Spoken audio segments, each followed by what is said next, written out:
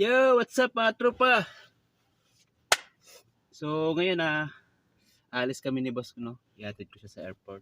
So magbabakasyon lang siya ng 1 week sa Dubai. At maaga ko gumising kanina at naglinis na ako ng mga sasakyan. Ayun, pakita ko sa inyo. Nakahanda na yan mga tropa. So mamaya mga tropa, subukan natin mamaya mag ah, click ng video, no? Dun sa daan para ma-explore ko naman kayo dun sa daan papuntang airport. So gusto ko lang ipakita yung mga ginagawa ng isang driver dito sa Riyadh, Saudi Arabia. Yan, shout out nga para sa mga kasama kong driver dyan, lalo sa school, sa lahat ng driver at sa lahat na rin ng OFW dito sa Riyadh, sa saan man sulok ng bansa, iba't ibang bansa. Mag-ingat po kayo palagi, and God bless. Magpray tayo palagi, and sana ilayo tayo sa anumang klaseng kapahamakan ni Lord, no? At ganoon din sa mga pamilya natin sa Pilipinas, gabayan nawa sila ng ating Ama at ilayo rin sila sa anumang klaseng kapahamakan, lalong-lalo na sa mga panahon ngayon. Ang hirap, talagang double ingat, triple ingat kung kinakailangan, kasi sa mga nababalitaan natin sa mga news at sa social media ngayon, talagang nakakadismaya, lalo na dun sa mga kababaihan, no? Mag-ingat po kayo palagi. Talagang shout out sa mga kapulisan natin diyan sa Pilipinas, sa mga mababait, sa mga magandang puso, sa mga bayani. Yan, shout out sa inyo. At shout out din sa mga gumagawa ng masama. Yan, hindi ko na lang magbanggit, pero hindi lahat. Ganun din po sa ating Pangulong Bongbong Marcos. Sana po matugunan na mapansin yung mga ganitong pangyayari, dahil kaawa-awa po yung mga mahihirap, kaawa-awa po yung mga walang kakayahan na humarap sa mga husgado, sa mga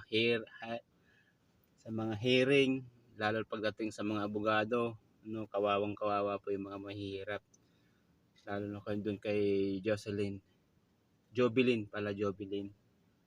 Kaya yun, sa Palawan, shout out sa pamilya ni Jobilin. Sana kung buhay ka pa man ngayon, Jobilin, is magparamdam ka sa family mo para mawala na rin yung kaba nila, no? Kasi nakakaawa na po talaga yung mga kalagayan ng mga kapatid niya, nanay niya.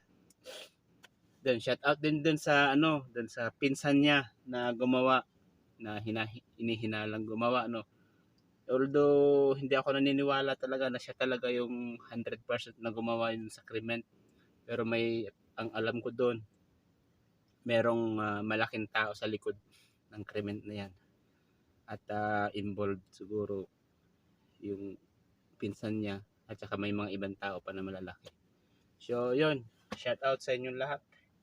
Good morning, at mag-ingat kayo palagi, lalo niyan sa Pilipinas, sa family ko, mga anak ko. Yan, pagbutihin nyo palagi yung pag-aaral, anak, at balang araw makamit nyo din yung mga pangarap nyo. Andito lang ako, andito lang si Papa, suporta sa inyo.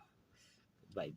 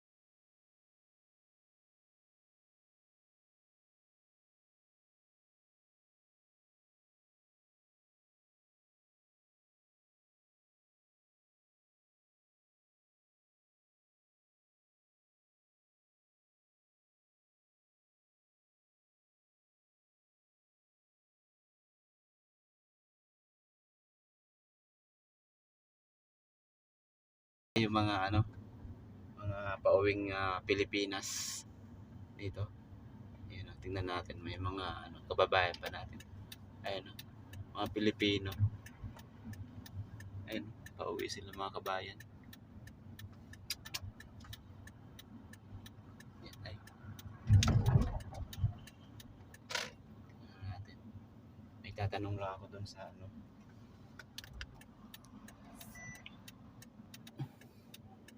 Dito kasi yung timbangan ng mga bag pauwi sa Pilipinas, no.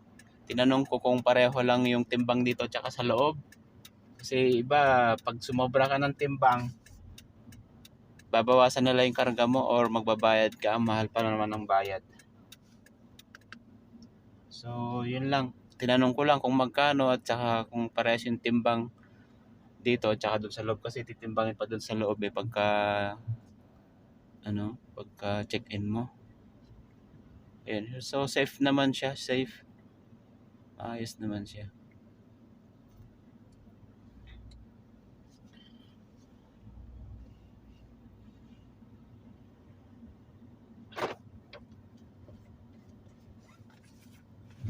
Ay, pauwi na tayo. Para sa pag-uwi na natin, pag umuwi na tayo mga tropa, alam na natin, may idea na tayo kung magkano at saka parehas lang yung timbang, di ba? So, nandito na lang din naman tayo. Tinanong ko na. So, yun. Ngayon, papakita ko sa inyo mga tropa yung yan, yung daan. Yan. Yung airport dito sa Riyadh. Yan, ganyan. Puro desierto. Yan o.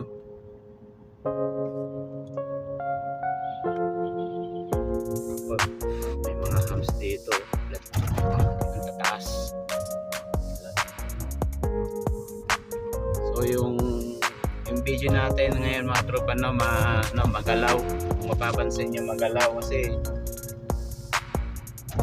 ewan kung may stabilization man tong cellphone natin, makurog man, makahilot pakinggan. Ay, dito yung mga mga tropa dyan nila dinedeposit yung mga basura, yung mga dumi, yung mga ihi, yan nila bago sila pumunta doon sa airport doon.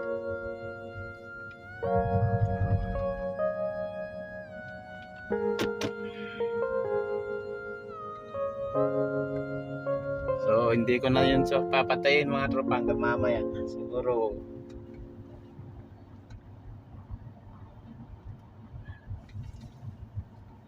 kaya lang bawal dito kasi may camera pagka nagbibideo kang habang nagdadrive. So maya siguro paglagpas natin itong port area, papatayin na natin. Tapos dun sa bandang kalawakan na, dun sa labas na ng airport, saka tayo magano ulit. Ang ganda dito mga tropa, yan no? Ayun yung aeroplano, Saudi, Kingdom of Saudi Arabia. Tinatanggalan nila ng dumi. Diyan sila tinatanggal ng mga winawalisan, nililinisan sa loob, ganyan. Labas. Ang ganda dito mga tropa. Dati nung nasa Pilipinas ako, makikita ko lang yung video na kinukuhanan ng media, ito yung mga ganito. Pero ngayon nandito na ako sa Saudi.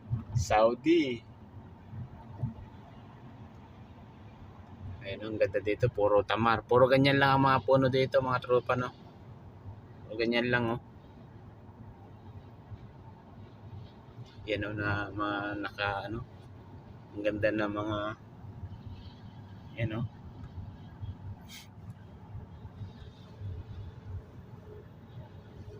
may camera. Dahil tayo kasi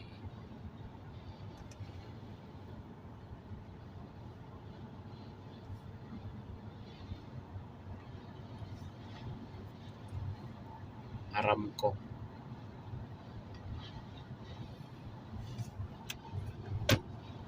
Pasensya na kayo sa video ko mga tropa, makurog, magalaw.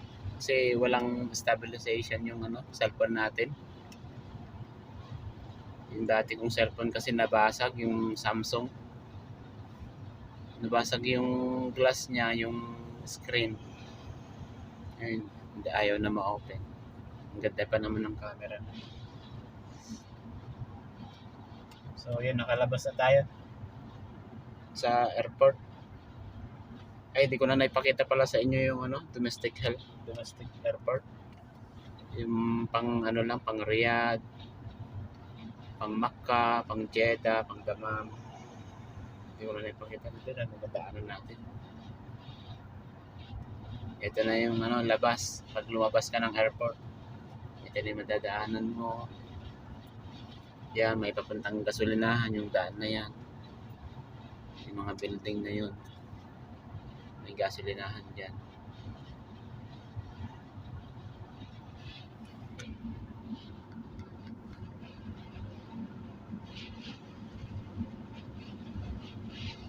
Binaba ako mga tropa kasi may naka-monitor na camera.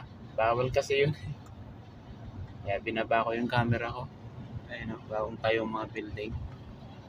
Dati wala pa yan nung ngayon bagong tayo Grabe, ang bilis maging salman na tayo. Salman na tayo mga tropa para mas mabilis.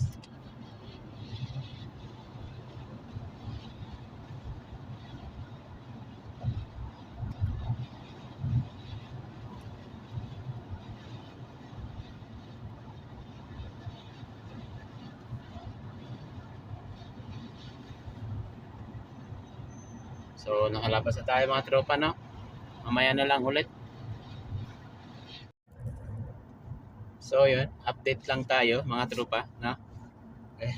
May video rin tayo sa isa. O, ayan, nasa 90 km per hour lang tayo. Which is 120 yung speed limit. Kaya, dito lang tayo. Ganito lang. And gusto ko lang ipakita sa inyo yung daan papuntang airport. At yan, dito kami madalas dumadaan pagka naghahatid sa airport, nagsusundo. Kaya medyo mas madali kaysa dun sa may ibang ruta naman na daan, pero dun madalas dumadaan yung mga malalaking truck, kaya magiging cause ng traffic. Kaya ito yung alternatibong daan. At dito tayo dadaan kasi walang traffic masyado. Unless dun sa kabilang daan. So, yun may mga malalaking truck din dito na dumadaan, pero hindi ganun kadami.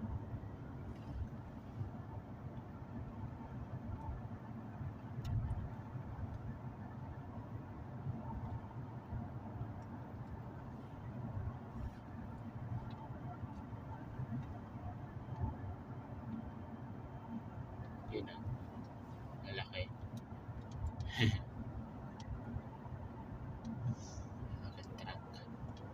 Mga mixer, mga gilingan ng semento, galing.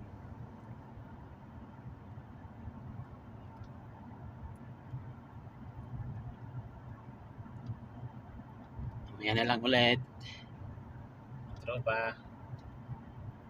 Ingat na kayo.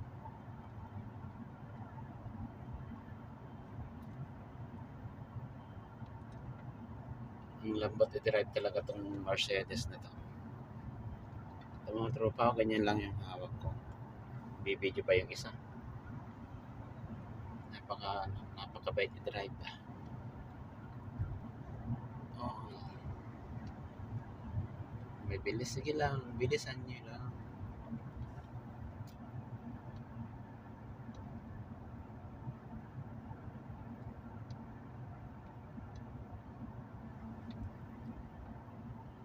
Ang traffic dito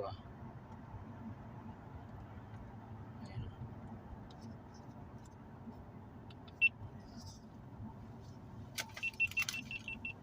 Traffic. traffic mga tropa. Ano kaya meron dyan sa harapan? Traffic. Mamaya na lang ulit mga tropa.